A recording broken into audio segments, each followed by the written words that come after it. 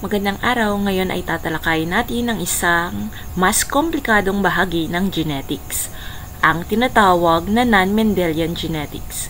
Ito ang mga pattern ng pagmamana na hindi sumusunod sa mga batas ni Gregor Mendel.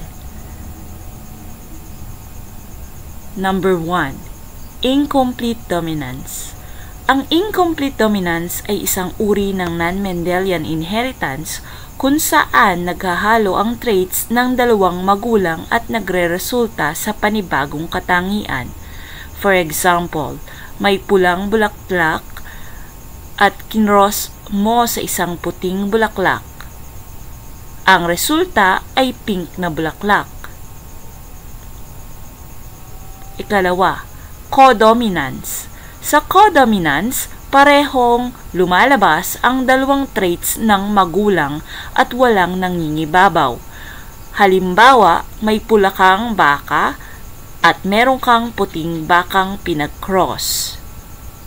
Ang lalabas ay baka na may pula at puting patches o tinatawag na Roan cow. Parehas, dominante ang dalawang kulay. Ang multiple alleles ay kapag mahigit sa dalawang allele ang possible para sa isang trait, pero dalawa lang ang pinapasa ng bawat magulang.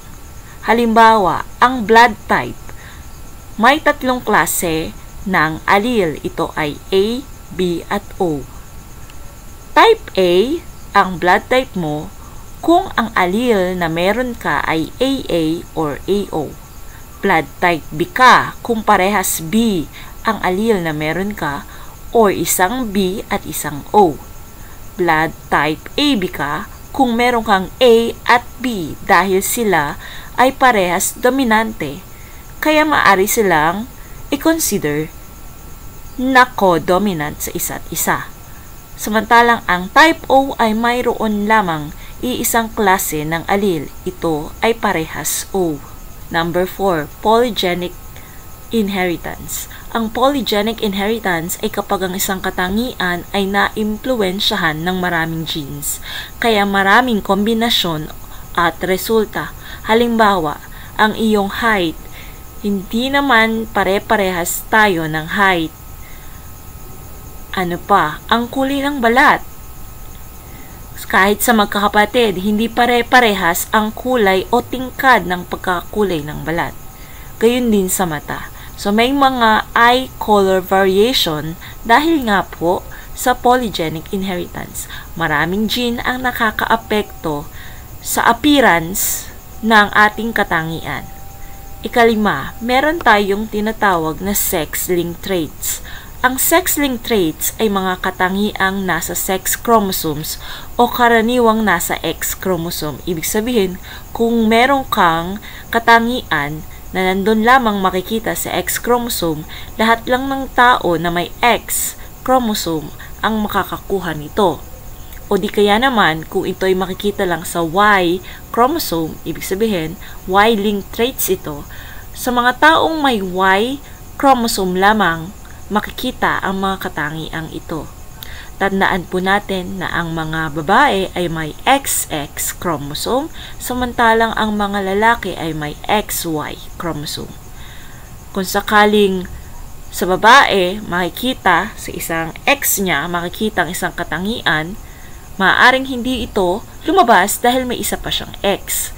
Samantalang sa lalaki, dahil iisa lang ang X niya, automatically nalalabas ang katangian na iyon na makikita sa X chromosome. Kaugnay ng sex-linked traits ay ang sex-limited traits at sex-influenced traits. Ang sex-limited traits ay mga katangiang lumalabas lamang sa isang kasarian kahit na pareho silang may taglay na genes para rito. Halimbawa, ang lactation.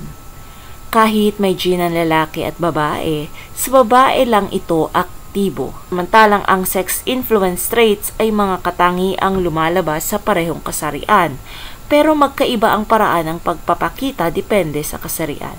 Halimbawa ay pattern of baldness, dominante ito sa lalaki. At ito po ay nasa X chromosome, kaya kahit isang allele lang ay mapapanot sila. Samantalang sa babae ay recessive. kaya kinakailangan na dalawang allele bago ito magpakita. Kung iisa lamang allele ang mayroon ng babae, tinatawag siyang carrier. Ang carrier sa genetics, ito ay isang individual na may isang kopya ng recessive allele pero hindi nagpapakita ang trait. Sa makatuwid, ang sex-limited ay para lamang sa isang kasarian, samantalang ang sex-influence ay nakikita sa pareho pero nag-iiba ang epekto.